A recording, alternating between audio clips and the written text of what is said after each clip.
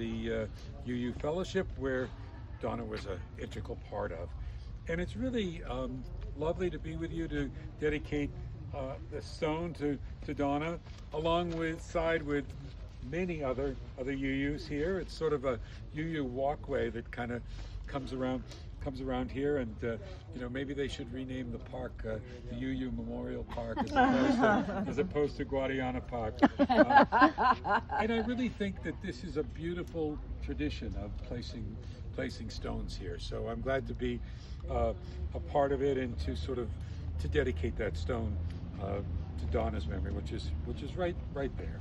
And you wore her favorite. Oh, yes. Yes, and I wore this stole today because Donna, if you know Donna, she loved color. And whenever I would put this on, she would I really love the colors in that stole. So this is for Donna too. And she, as you know, she was a much loved member of the fellowship. She, in her way, kind of preferred to be in the background, but she served the fellowship in many ways, and including on the nominating committee. And Donna and I personally connected on many levels, particularly over issues that affected the LGBTQ community. You probably know that Donna was involved with the AIDS Memorial Quilt, and we shared a lot of memories about the quilt. And then her nursing practice was really devoted to folks with AIDS, and a lot of my legal practice was devoted with folks with AIDS. So we had a common bond around those things. And both of us lost many friends to AIDS, and really witnessed the horrible discrimination that those folks suffered. And as the mother of a trans son, she had a real connection to the issues of inclusion. She was passionate about her work with the LGBTQ community. But she was also a fun person. She had a real sense of humor, rather dry sense of humor. And although I'm not a game player, everyone tells me that she was a fierce game player. And when she went back to the U.S. for some really tough medical treatment, I'm talking about the first time she went back, she would be with us on Zoom.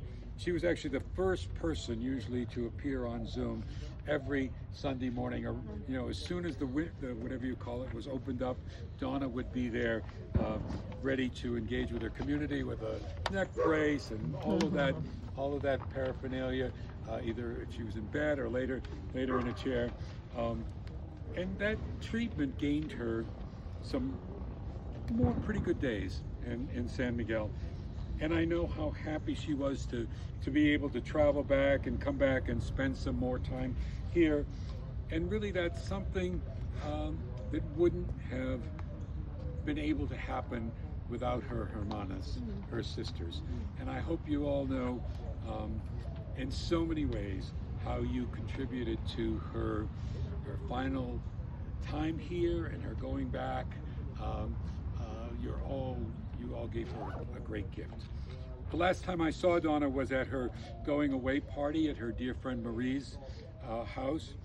She was very weak, and I knew I wasn't going to see her again.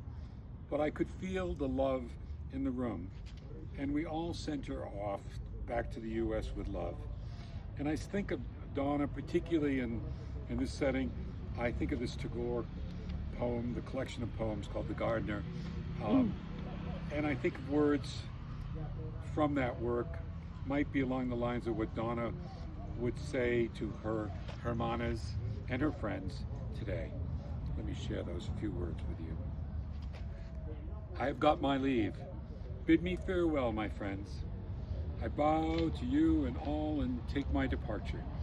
Here I give back the keys to my door and give all claims to my house. I only ask for last kind words from you. We were neighbors for long, but I received more than I could give. Now the day has dawned and the lamp that lit my dark corner is out.